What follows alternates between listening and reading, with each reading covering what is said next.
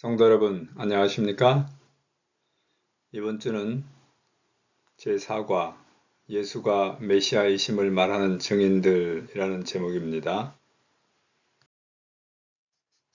기억절 같이 읽어보겠습니다.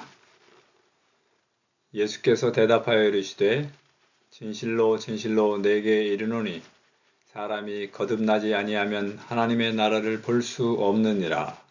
요한복음 3장 3절의 말씀입니다. 사도 요한은 예수님께서 사역을 시작하실 때부터 그와 함께하였고 그를 메시아로 믿었습니다. 그러나 그의 복음서에는 그 자신의 증언에 국한하지 않고 예수님이 메시아, 구세주, 세상의 죄를 위해 죽으신 어린 양이라는 것을 증언한 많은 사람들의 증언도 추가했습니다. 이번 주에는 그 중에서 침례 요한과 예수님의 초기 제자들, 그리고 니고데모의 증언에 대해 살펴봅니다.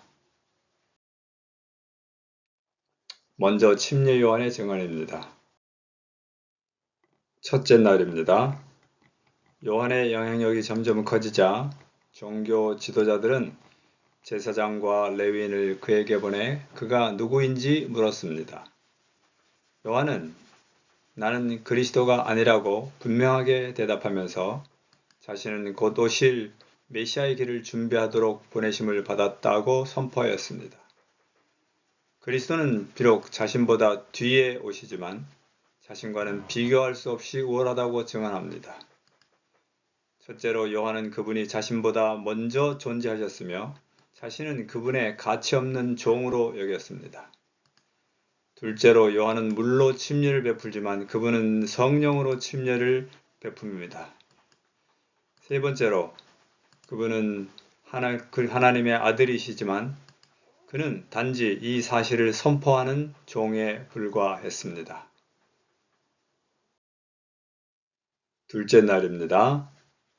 하나님께로부터 기별을 받은 요한은 예수님이 늘 고대하던 하나님의 어린 양임을 깨달았습니다. 그는 침묵하지 않았고 모든 사람들에게 그리스도가 누구인지 하나님의 어린 양으로 무엇을 이루실지에 대해 선포했습니다. 이 선포는 하나님께서 이스라엘에 명령하신 제사 제도를 이해하는 데 빛을 비춰줍니다. 하나님의 어린 양이 흘린 피에는 고백한 모든 죄를 깨끗하게 할 수 있는 능력이 있습니다. 두 번째로 예수님의 초기 제자들의 증언입니다. 셋째 날입니다. 예수님을 따랐던 최초의 두 제자는 누구였나요? 요한은 자신의 이름을 생략한 채 안드레 한 명의 이름만을 기록했습니다. 무엇을 구하느냐는 예수님의 질문에 그들이 예수님께 기대하는 바가 무엇인지 대답할 수 있는 기회가 주어졌습니다.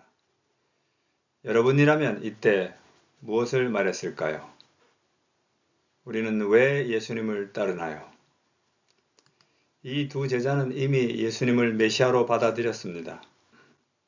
이제 그들은 그저 예수님과 함께 하기를 원했고 그들은 그분으로부터 가르침을 듣고 그분의 지혜로부터 마시기를 위해 그분과 동행하기를 원했습니다. 넷째 날입니다. 세 번째로 예수님을 따른 제자는 예수님에 의해 직접 부르심을 받은 빌립이었습니다. 빌립은 자신의 친구인 나다나엘을 예수님에게 모세와 선지자들이 예언한 분으로 소개하고 와서 보라 하고 초청하였습니다. 자신을 찾아온 나다나엘에게 예수님께서 내가 무화과 나무 아래 있을 때에 내가 너를 보았노라고 말씀하셨을 때 나다나엘은 당신은 하나님의 아들이시요 이스라엘의 임금이로소이다 라고 고백하였습니다. 세 번째로 니고데모의 증언입니다.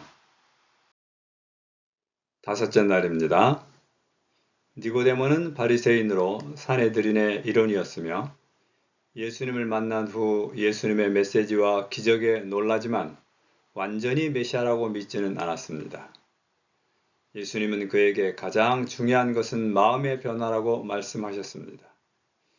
이후 예수님과의 대화에서 그는 예수님의 십자가 죽음에 대한 깊은 깨달음을 얻게 되었습니다.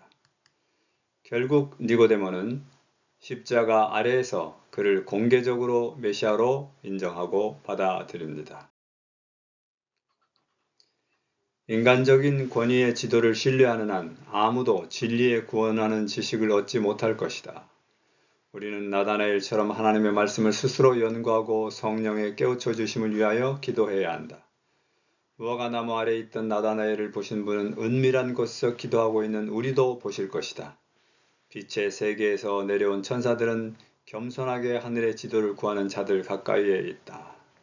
성도 여러분, 이번 한 주 나다나엘처럼 하나님의 말씀을 깊이 상고하고 또 주님과 깊은 교제를 통해서 하나님의 거룩하신 임재하심을 날마다 체험하는 우리 모두가 되기를 진심으로 기도합니다. 감사합니다.